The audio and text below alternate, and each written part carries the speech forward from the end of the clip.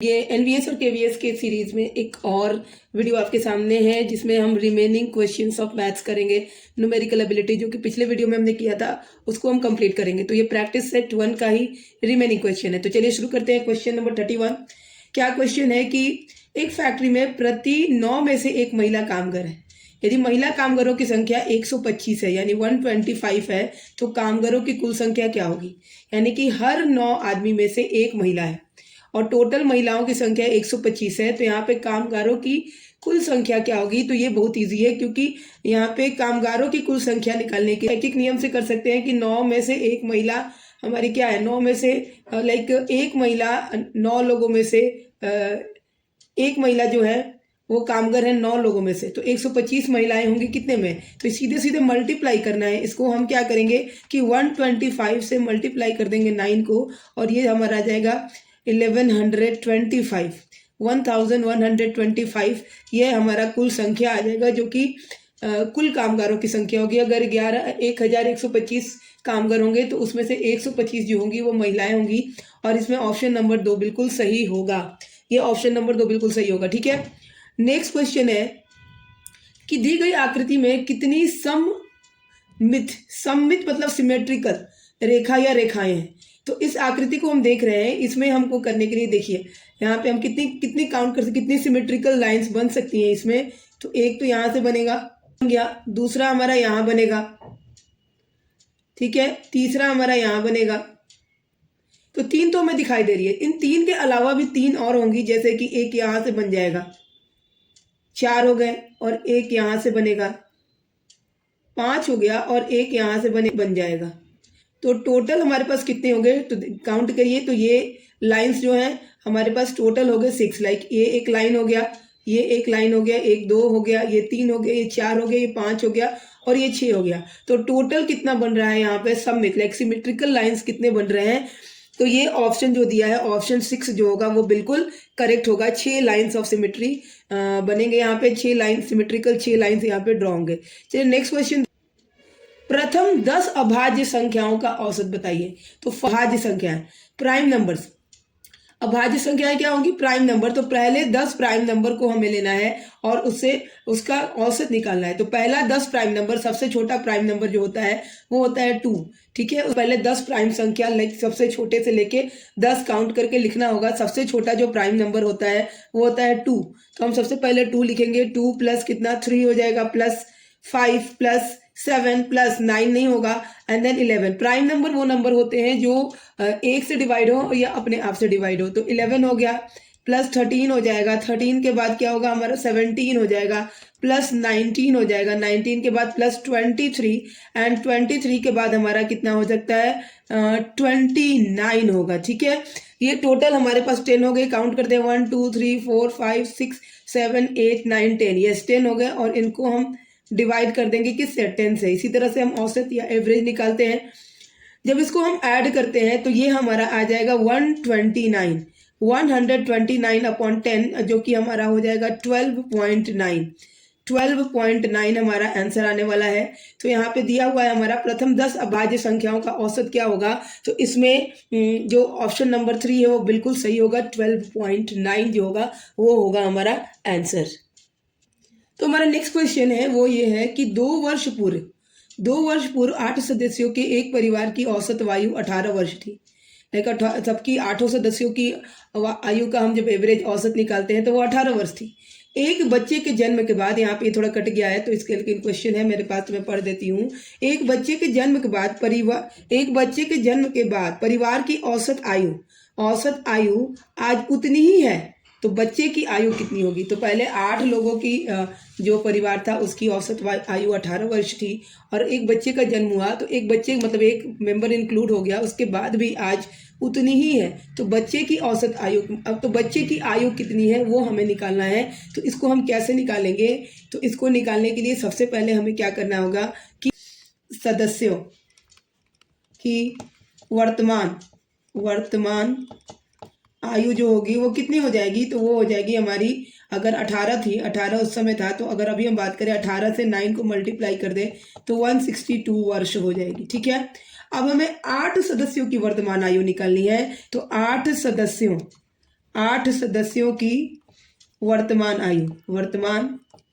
आयु एवरेज नहीं निकाल रहे हैं, वर्तमान आयु निकाल रहे हैं। तो ये 18 मल्टीप्लाई 8 और प्लस 2 इंटू 8 करेंगे तो ये हमारा कितना आ जाएगा, ये टोटल आ जाएगा हमारा 160 ये वर्ष आ जाएगा किसका, ये जब 18 लोग थे, जब 9 लोग हुए तो 162 हुआ, और जब 8 लोग हैं तो उनका 160 हुआ। अब इनका हम डिफरेंस निकाल देंगे बच्चे की आयु करने के लिए, तो इसका डिफरेंस निकाल देंगे बच्चे की आयु के लिए। तो बच्चे की आयु जो है, बच्चे की आयु कितनी हो जाएगी, तो वो हो जाएगी 162 माइनस 160 यानी कि 2 वर्ष। ये कितना हो गया, 2 वर्ष हो गया। तो ये जो ऑप्शन ए है, बिल्कुल ऑप्शन ए जो होगा वो बिल्कुल करेक्ट होगा। तो इस तरह से ऐसे क्वेश्चन करेंगे। आगे चलते हैं, आगे देखते हैं हम देख सकते हैं कि एक वर्गाकार फील्ड है, एक वर्गाकार यानी कि वर्ग है। This is the square shaped field. वो स्क्वायर शेप पूरा चक्कर लगाता है तो वो 1 किलोमीटर लगाता है, 1 kilometre which is equal to 1000 metre. 1000 metre का चक्कर लगाता है, यानी कि इसका जो पेरीमीटर हुआ वो कितना हो गया, 1000 मीटर हो गया। ठीक है, पेरीमीटर मतलब परिधि। तो पेरीमीटर का फॉर्मूला होता है 4a, 4 इंटू ए। तो एक साइड इसका 4 इंटू ए हो गया, 4 into A is equal to 1000 metre. Okay, तो ए यानी कि साइड हमको निकालना है, कितना हो जाएगा 1000 मीटर अपॉन 4 कर देंगे तो ये हमारा कटेगा तो कितना आ जाएगा 250। तो एक साइड जो है वो है 250 मीटर का। अब जब 250 मीटर का एक साइड है तो हम इसका एरिया निकाल सकते हैं बहुत ही इजीली, क्योंकि स्क्वायर का जो एरिया होता है वो कितना होता है, स्क्वायर यानी कि ए स्क्वायर कर देंगे, यानी कि 250 मल्टीप्लाई 250 हम करेंगे तो ये हमारा एरिया आ जाएगा, कितना होगा 25 इंटू 25 625 होता है, तो 625। और यहाँ पे 00 हमारा और यहाँ पे 00 हमारा ऐड हो जाएगा तो ये मीटर स्क्वायर हो गया।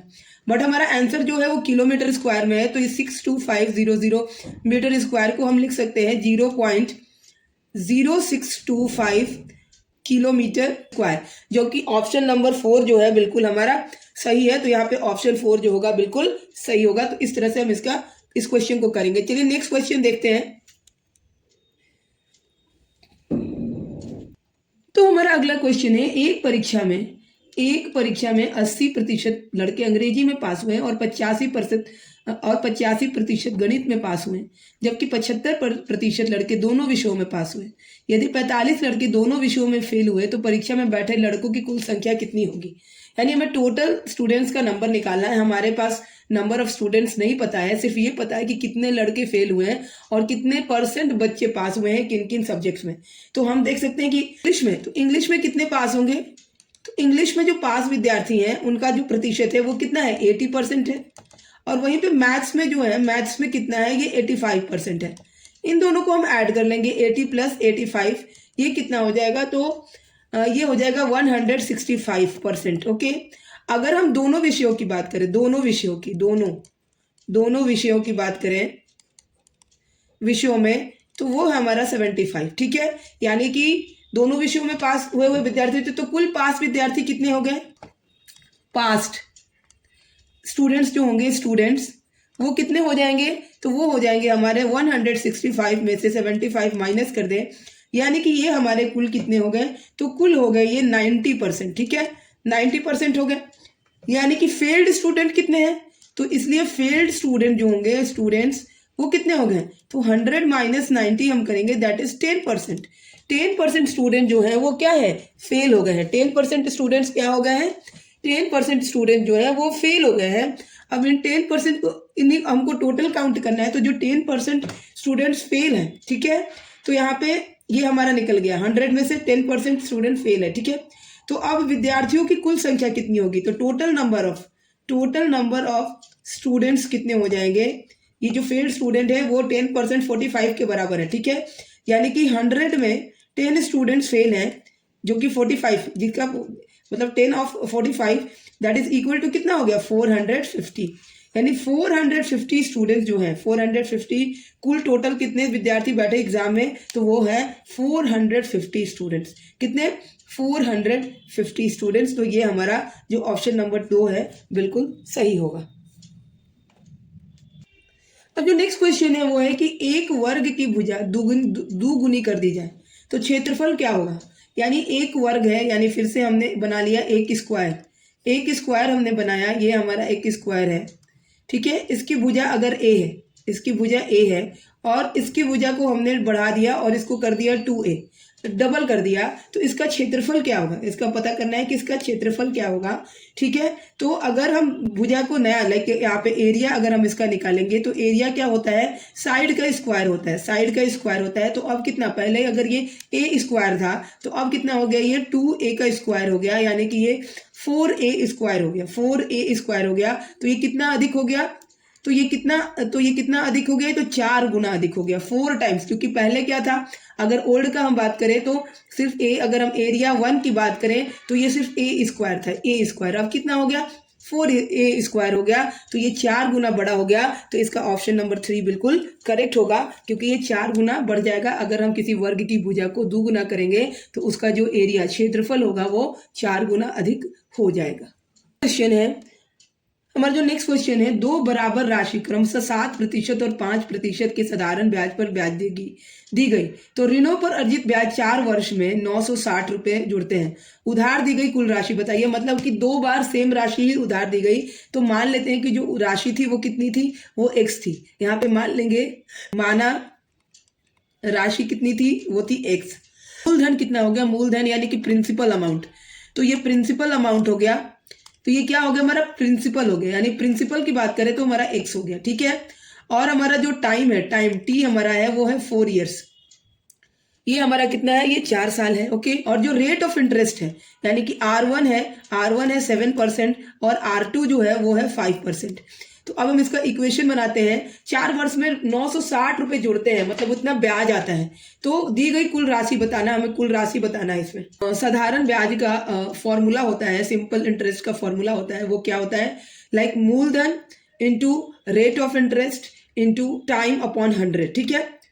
ये P into R into T upon 100 ये हमारा फॉर्मूला होता है, इसको जरूर याद कर लीजिएगा लोग। ये होता है इंटरेस्ट का फॉर्मूला, ये इंटरेस्ट का फॉर्मूला होता है, ठीक है। हमें इसमें से P निकालना है, हमें P नहीं पता है, तो हमने P की वैल्यू को क्या रखा है, की वैल्यू को x रखा है, P की वैल्यू को हमने x मान लिया है। चलिए इसको करते हैं। तो ये हमारा P, पहला P हमको लेंगे x, ये दोनों का P, तो x इंटू 7 इंटू 4 अपॉन 100 करेंगे हम, ठीक है। और प्लस कर देंगे, प्लस में हमारा फिर से x हो गया, x इंटू 4 हो गया ना, अब x इंटू 5% एंड इंटू कितना हो गया, ये 4 ईयर्स एंड अपॉन 100, ठीक है। और ये इज इक्वल टू में कितना हो जाएगा, कितना बन के आ रहा है ये, तो 960 रुपये हो रही है, ये 960 रुपये हो रहे हैं। चलिए इसको सॉल्व करते हैं और सॉल्व करके देखते हैं कि क्या इसका होता है आंसर, ठीक है। तो ये हमारे पास हो गया, ये 960 रुपये है। तो इसके बाद क्या होगा कि ये 960 है। अब हम इसको करेंगे तो यहाँ पे अगर हम 100 ले लेते हैं LCM, तो 100 ले लेंगे, तो ये यहाँ पे कर लेते हैं हम। यहाँ पे कितना हो गया, 7 4 जा 28, तो 28x अपॉन 100 प्लस यहाँ पे 20x upon 100, yes, and that is equal to 960।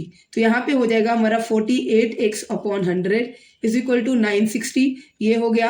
अब इसको सॉल्व करें तो हमारा 48x इज इक्वल टू कितना हो जाएगा, 960 इंटू 100 हो जाएगा। और x इज इक्वल टू हम करेंगे तो 960 इंटू 100 अपॉन 48 हो जाएगा, ठीक है। करते हैं तो ये कितनी बार में जाएगा, ये हमारा चला जाएगा 20 टाइम्स में। तो x की वैल्यू जो हो गई वो कितनी हो जाएगी, वो 1000 हो गया। 20 इंटू 100 कितना हो गया, 2000 हो गया। तो मतलब मूलधन जो था वो कितना था, मूलधन जो था हमारा वो 2000 हो गए। तो अब देखते हैं कि यहाँ पे ये ऑप्शन में है या नहीं है ऑप्शन में। तो देखिए तो ये हमारे पास क्वेश्चन है और इसमें जो है ये ऑप्शन हमारा ऑप्शन नंबर 3 बिल्कुल सही है। ये कितना दिया है, 2000 रुपये दिए हुए हैं, तो ये बिल्कुल करेक्ट होगा। तो इस तरह के क्वेश्चन करेंगे। जो फॉर्मूला दिया जा रहा है प्लीज उसको नोट डाउन करिएगा, जो सिंपल इंटरेस्ट का फॉर्मूला होता है वो। तो नेक्स्ट क्वेश्चन है, एक फ्रिज की क्षमता है 270 लीटर, 270 लीटर। यदि यह 1 मीटर ऊंचा है और 0.5 मीटर चौड़ा है तो इसकी गहराई बताइए। ओके, तो इसकी गहराई बतानी है हमें। तो इसमें क्या क्या दिया है हमको, इसमें ऊंचाई इसकी दी हुई है, ठीक है, ऊंचाई दी हुई है। पर जो वॉल्यूम का फॉर्मूला होता है, आयतन लाइक क्षमता की फॉर्मूला, जो वॉल्यूम होता है, वॉल्यूम का फॉर्मूला होता है length into breadth into height, ठीक है। तो इसमें फ्रिज जो है इसकी मीटर लाइक की लंबाई जो की बात करें तो ऊंचाई है, तो इसको हम लंबाई मान सकते हैं। चौड़ाई 0.5 है और गहराई के लिए हम उसको हाइट मान सकते हैं, ठीक है। यानी कि ये दिया हुआ है length into breadth into height हमारा दिया है, कितना है वो 270 लीटर है, 70 लीटर है। तो इसको हम चेंज कर देंगे, किसमें चेंज करेंगे, अगर सेंटीमीटर में चेंज करेंगे तो इसको कुछ नहीं करना है, 270 को 1000 से मल्टीप्लाई कर देंगे तो ये हमारा कितना आ जाएगा, क्यूबिक सेंटीमीटर में आ जाएगा। ये किस में आ जाएगा, हमारा क्यूबिक सेंटीमीटर में आ जाएगा। अब इसको हम सॉल्व करते हैं, तो फिर से इसको क्या करेंगे हम कि length into breadth into height is equal to 270 into 1000 अगर कर दें, ठीक है। यहाँ पे हम वैल्यू रख सकते हैं लेंथ और ब्रेथ। लेंथ जो है, लेंथ हमारा कितना दिया है, 1 मीटर दिया है, which is equal to 100 centimetre. और ब्रेथ जो है 0.5 दिया हुआ है, इसको भी हम 0.5 इंटू 10 सेंटीमीटर कर सकते हैं, ठीक है। तो अब हमारा length into breadth into height is equal to 270 into 1000 हम कर लेंगे। तो इसको अगर हम सॉल्व करते हैं तो सॉल्व करेंगे तो क्या हो जाएगा, लेंथ हमारा कितना हो गया 100 इंटू 0.5 इंटू 10 कर देंगे, okay, and is equal to 270 into 1000 करेंगे, ठीक है। तो अब हमारा क्या इंटू एच, तो एच इज इक्वल टू क्या हो जाएगा, हमारा एच इज इक्वल टू हो जाएगा 270 इंटू 1000 एंड अपॉन ये 0.5 तो ऐसे ही रहने देते हैं, और 100 इंटू 10 1000 हो गया, ये कट गया यहाँ से, 1000 हो गया, कट गया यहाँ से, ठीक है। अब 0.5 बचा हमारे पास, 1000 0.5 बचा, तो इससे अगर हम इसको डिवाइड करते हैं तो ये हमारा आ जाएगा 54। ये तो हमारा जो हाइट हो जाएगा वो कितना हो जाएगा 54 सेंटीमीटर। तो ऑप्शन इस हिसाब से ऑप्शन 4 जो है बिल्कुल करेक्ट है। देखते हैं यहाँ पे आपको दिखाते हैं हम ऑप्शन 4 को, ये रहा हमारा क्वेश्चन। तो ये ऑप्शन 4 जो है बिल्कुल करेक्ट है, यहाँ से हमारा ये सॉल्यूशन हो गया। चलिए अब करते हैं लास्ट क्वेश्चन। एक विद्यार्थी 6 किलोमीटर प्रति घंटा की चाल से विद्यालय जाता है, जो उसके घर से 4 किलोमीटर की दूरी पर है। विद्यालय से घर आते समय उसकी गति 12 किलोमीटर प्रति घंटा हो जाती है, तो उसकी औसत चाल बताइए। तो औसत चाल या औसत गति दोनों एक ही होता है, तो हमें पता है कि speed is equal to distance upon time होता है। तो एवरेज स्पीड जो होता है, एवरेज स्पीड जो होता है उसका एवरेज स्पीड होता है total distance upon total time, ठीक है। तो टोटल टाइम जो है हम देख सकते हैं 6 किलो, पहले डिस्टेंस जो है वो टोटल डिस्टेंस, तो टोटल डिस्टेंस और टोटल डिस्टेंस तो 4 किलोमीटर है, उसके उसमें तो कोई दिक्कत नहीं है, 4 किलोमीटर है, ठीक है। तो अब हम क्या करेंगे कि इसको करने के लिए हम ये जो टोटल डिस्टेंस है, हमारा टोटल डिस्टेंस कितना हो जाएगा, तो total distance 4 + 4 that is equal to 8 kilometre हो गया, ठीक है। और टोटल टाइम कितना हो जाएगा, तो टोटल टाइम जो है, सो टोटल टाइम, अगर टाइम की बात करें तो टाइम इज इक्वल टू कितना होता है, तो टाइम इज इक्वल टू हो जाता है डिस्टेंस अपॉन स्पीड। यस, तो डिस्टेंस यहाँ पे हमारा 4 दिया ही हुआ है, तो हम यहाँ पे कर सकते हैं कि 8 अपॉन कितना हो जाएगा 4/6 एंड प्लस दूसरा कितना हो जाएगा 4/12, ठीक है। तो अब इसको अगर हम सॉल्व कर लेंगे तो यहाँ से हमारा जो है वो क्या निकल, तो यहाँ से जो है हमारा टाइम निकल जाएगा। तो यहाँ पे इसको हम करते हैं सॉल्व, यहाँ पे करेंगे तो हमारा एलसीएम कितना आएगा 12 आएगा, 6 2 जा 12 एंड 4 2 जा 8 और यहाँ पे 4 हो गया, यानी कि 8/8 + 4 12 हो गया, 12/12 हो गया। 8 चाहे तो लिख सकते हैं कि 8 × 12/12 और ये 12 से 12 कैंसिल हो जाएगा हमारा, तो हमारे पास कितना आ जाएगा 8 किलोमीटर पर आवर, जो कि हमारा ऑप्शन नंबर 2 देख सकते हैं, ऑप्शन नंबर 2 जो है वो बिल्कुल सही है। तो इस तरह से हमने एक प्रैक्टिस सेट पूरा का पूरा कर लिया मैथ्स का, जिसमें कुल 20 क्वेश्चंस थे, ठीक है, और 20 क्वेश्चंस हमने कर लिए। आगे हम फिर से एक नए प्रैक्टिस सेट को लाएंगे और नए सब्जेक्ट को चूज करेंगे। तो अगर मेरी वीडियो अच्छी लग रही है तो प्लीज़ चैनल को लाइक शेयर और सब्सक्राइब करिएगा, ताकि मैं और ज़्यादा से ज़्यादा वीडियो बना सकूँ मोटिवेट होके। और अगर किसी और टॉपिक पे आपको वीडियो चाहिए तो उसके लिए कमेंट में ज़रूर से ज़रूर लिखिएगा। KVS और NVS के प्रिपरेशन के लिए जुड़े रहिएगा।